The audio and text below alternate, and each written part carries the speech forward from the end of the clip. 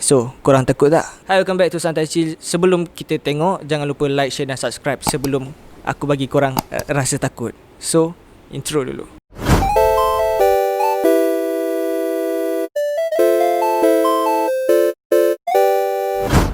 Pernah tak korang rasa takut? So, topik hari ni bukan cerita seram, tapi aku nak bagi tahu korang rasa takut. So, aku rasa semua orang mesti pernah rasa takut, even bukan dalam cerita seram pun. Aku pernah ada kisah dulu di mana aku sangat takut. Bukanlah tak pernah sekarang, tapi aku pernah rasa takut yang amat sangat masa dulu. Di mana masa aku sekolah dulu, waktu aku sekolah tu aku banyak masuk olahraga. So bila aku banyak masuk olahraga, aku banyak menang pertandingan. Dan rasa takut tu bermula bila aku perlu naik ke atas pentas untuk ambil aku punya medal. Tapi banyak-banyak hadiah tu aku tak ambil satu pun. Sebabnya aku rasa tersangat gemuruh bila nak naik atas pentas. So apa yang aku buat, aku suruh kawan aku yang lain tolong ambilkan hadiah aku atas pentas. Bila aku nak naik tu, aku ada rasa macam-macam rasa takut tau. Aku rasa takut terjatuh, takut tersadung, takut orang mengata, takut orang kutuk aku. So rasa tu bermain dekat fikiran aku yang membuatkan aku sangat takut dan tidak ke hadapan. Dan ada satu masa ni, masa aku tingkatan 6, aku start untuk buang rasa takut tu. It's a process. Aku cuba untuk rasa takut sampailah aku masuk ke universiti. Aku ada baca satu buku ni. Waktu aku dekat U dulu, aku ada rasa macam, yalah, kau student mesti pernah rasa susah kan. Dan apa yang aku buat, aku baca buku. Dan buku tu bertajuk Aku Budak Design. Dan tajuk dia, jangan takutlah, chill je. Kat dalam buku tu, apa yang menginspirasikan aku adalah dia menceritakan di mana seorang raja, King George, yang dia ada masalah untuk bagi speech dekat rakyat dia. Kat situ dia ada masalah gagap, rasa macam susah nak bercakap, membuatkan dia tak nak jadi raja dan dia risau. So lepas tu bini dia ni, dia ada hire seorang speech consult untuk tolong raja ni untuk bagi speech dengan lancar. Dan apa yang konsultan tu cuba tolong, dia memang agak pelik tau cara dia untuk nak bagi raja ni cakap macam biasa. Selain pada tongue twister, banyak lagi benda yang buat nampak macam bodoh tapi dia membantu. Ada satu masa dia bagi raja ni pakai headphone dan dia suruh raja ni bagi speech. Bila raja tu bagi speech, mestilah dia tak dengar apa yang dia cakap sebab dia pakai headphone tu. Dan dia rasa benda ni tak masuk akal. Dia beredar macam tu je. Speech consult tadi bagi dia piring tu supaya dia dengar balik apa yang dia cakap dekat rumah. Dan apa yang menunjukkan dia berjaya bagi speech dengan agak baik. Bukanlah terlampau baik, tapi kat situ ada penambahbaikan. Dan kat situ raja mula nampak perubahan dia dan dia cuba untuk gain dia punya skills. Sampailah satu masa dia boleh bagi speech dengan baik. So, benda ni sangat menginspirasikan aku. Mana apa yang kita kena buat sebenarnya adalah buang rasa takut. Kadang-kadang kita ada nak buat something, kita nak sangat buat, kita tak buat sebab kita rasa takut. So, contoh dulu, aku nak sangat untuk berada ke atas pentas sebenarnya, tapi aku takut digelakkan, ditertawakan, diejek. So, bila aku dah baca buku tu, aku amalkan cara di mana aku amalkan cara pergi mampus. Apa yang orang nak cakap kat aku, pergi mampus. Sebabnya aku nak buat apa yang aku nak. Aku nak start apa yang aku memang nak cuba buat. Orang nak gelakkan aku ke apa, lantaklah. Masa tu aku cuba buat apa yang aku expect tu, aku dapat. Aku dapat kritikan, aku dapat kena gelak. Ramai yang macam rasa aku punya effort ni tak berguna. Tapi aku percaya dengan diri aku sendiri. It's okay. Macam aku selalu cakap, slowly but surely. Aku tak ada cakap yang aku sekarang dah berjaya, tapi aku berjaya untuk buang sedikit rasa takut aku. Tak adalah menyeluruh. Tiap masa kau akan rasa takut lagi-lagi kalau korang tengok cerita seram dekat Santai Chill. Cerita tu memang seram. Tajam baby, tajam baby.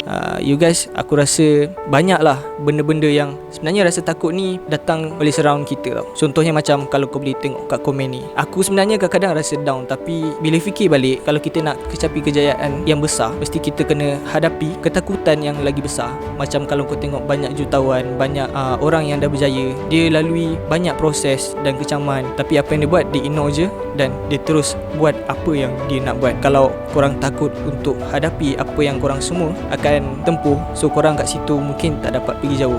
So ada satu masa dekat universiti ni, aku diberi satu tugasan mana aku perlu bentangkan satu perbentangan dekat satu dewan yang besar dan ratusan orang. Aku rasa masa tu, kenapa aku dalam masa sama yang aku takut tapi aku suka.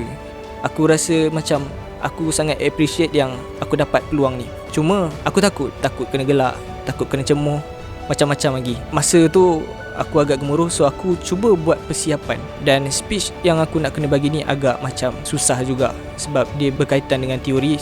Aku takut aku salah bagi teori dan aku digelakkan semua orang. Dan sampailah satu masa ni ada kawan aku, dia tengok aku tengah baca pasal satu teori atau satu tokoh. Nama tokoh tu Ralph Waldo Emerson, dan dia kenal pasal tokoh tu dan dia cuba terangkan. Dan bila aku dah faham apa yang kawan aku terangkan, aku cuba untuk berlatih. Aku rasa dah yakin, dan masa aku nak masuk dewan tu aku still rasa gemuruh. Tapi apa yang aku buat, aku cuba tenangkan diri aku. Aku tarik nafas dalam dan aku cuba bertenang setenangnya. Sampailah dekat atas pentas, aku cari tempo mana aku rasa aku perlu tenangkan diri aku dulu sebelum aku bercakap. Dan aku kena pastikan first impression aku dekat atas pentas tu adalah impression yang baik. Aku tak nak orang nampak aku gemuruh. Well, apa yang jadi masa tu, diorang sangat fokus dekat apa yang aku cakap. Itulah satu-satunya speech yang dapat applause. Kat situ adalah a good start for cakap depan kamera. Macam kau tengah tengok sekarang, aku struggle sebenarnya untuk bercakap depan kamera, sebab bercakap depan kamera sebenarnya bukan mudah. Ramai yang cakap kau cerita tak best lah, tu cerita tak best lah, brother tu cerita tak best lah, tapi kau sebenarnya tak tahu pun apa rasanya bercakap depan kamera. So kalau korang tak boleh nak membantu, jangan kutuk, sebab masing-masing ada ketakutan masing-masing. Okay, ada sekali tu aku kena kecam dengan seorang mamat ni sebab dia kata aku cuba cerita pasal bidang yang profesional tapi aku sendiri cakap cara yang tak profesional. Kau tak tahu aku tengah mencuba untuk menjadi yang lebih baik. Lagi satu aku nak cakap, YouTuber ni bukanlah satu bidang profesional. Kalau ada salah mungkin korang boleh bantu aku dengan bagi komen yang membina. Kalau kau nak tahu cara penyampaian depan kamera ni tak sama. Contoh, kalau kisah seram, korang kena bagi impression yang seram. Tapi kalau macam aku mungkin tak sesuai lah. Contohnya, suara korang tak boleh nyaring macam cerita-cerita atau video yang lain. Kalau kisah seram kau macam Assalamualaikum dan salam malam kliwon. Kat situ mungkinlah agak susah untuk aku. Tapi Hafiz, dia okey. Sebab dengan rambut dia yang panjang, suara dia yang besar, memang jadi lah. Contoh, takkanlah korang nak buat video kau cakap macam ni kan. Hai, Assalamualaikum, nama saya Syukri. Jangan lupa follow, share dan subscribe channel saya. Kau tu darjah 3. Hormat sikit orang darjah 5 Aku lagi selesa dengan cara hai, saya Syuk. Jangan lupa sebelum tengok video ni, share, like dan subscribe. Dan satu lagi pesanan untuk semua orang di luar sana yang suka mengecam. Kalau korang tak boleh nak bagi komen yang bina, tak boleh nak support diorang, korang janganlah downgrade diorang ni. Patutnya kita rakyat Malaysia ni support each other lah. Walaupun dia silap, sepatutnya kau kenalah bagi teguran yang baik kan. Kita orang okey je kalau nak bagi teguran, tapi kalau sampai caci maki ni, kita orang kalau caci, kita orang Melaka lagi pedih kot. I'm a savage. Classic. Sampai itu saja perkongsian pada hari ni. So jangan takutlah, chill je. Oh, lagi satu, jangan lupa kita ada kisah seram Khamis ni. Sam tak ada, tapi dia ada bagi cerita kat kita orang. Kita tengok dulu, kalau dapat cecah 20k, kita keluarkan balik cerita Sam. Sebelum tu jangan lupa juga like, share dan subscribe. Tanda sokongan daripada kami, dan kami akan hasilkan lebih banyak video. Bukan seram je, macam-macam lagi, okay? See ya.